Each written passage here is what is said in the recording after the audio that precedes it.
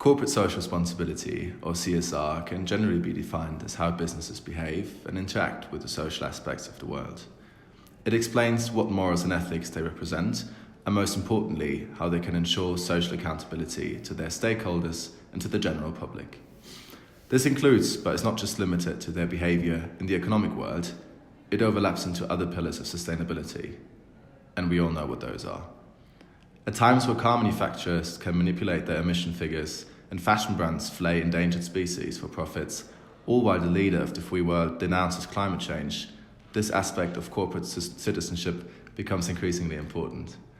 But how exactly does CSR work, and how can enterprises incorporate it?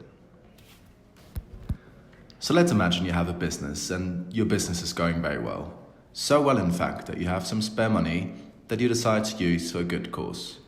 You go to your local dog shelter to donate some money to help puppies in need.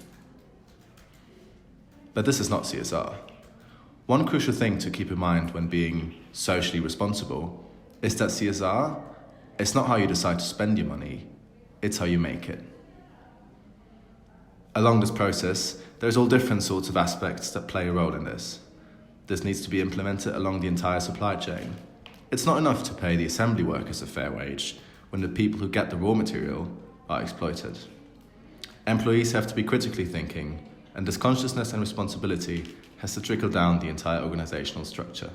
As we have already stated, what corporate social responsibility is, we have the next example of a company that does exactly the opposite.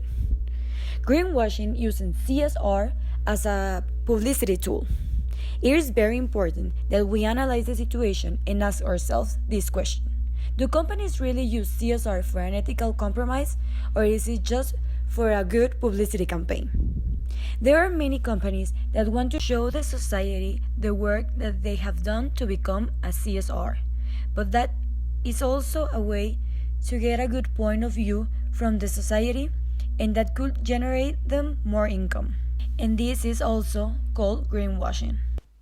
Now, as we saw in the video, Starbucks is a corporation that is present in 63 countries.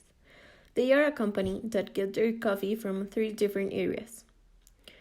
What this corporation wants to achieve when buying the coffee is to create a good relationship with the farmers, and also to be a proactive company that contributes with what the country or the area are in need. They comment that they pay the farmers a fair wage.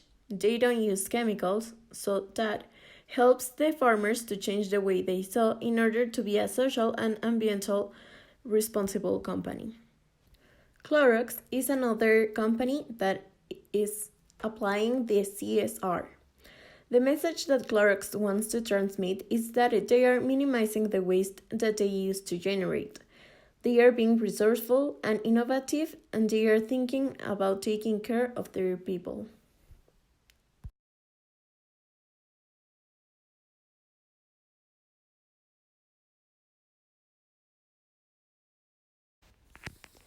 With corporate social responsibility, everyone can be benefit, not just in one, but in many ways. Most of them have new statement of purpose. Nowadays, 20 multinational corporations made commitments to use renewable energy. But also there exist the companies that haven't made commitments or haven't been ambitious enough. And this is seen especially in those big companies that only care about their reputations.